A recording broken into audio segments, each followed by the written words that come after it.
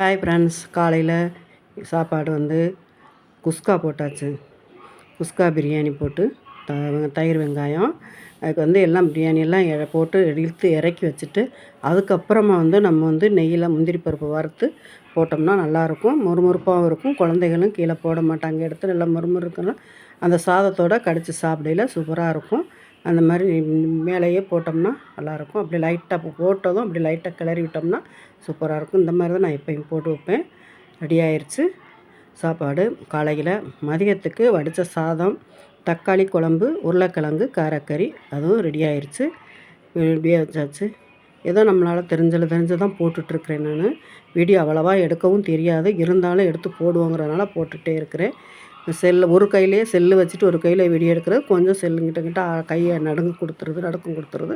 Video முடிஞ்சிருச்சு. வாங்க சாப்பிடலாம். பாய்.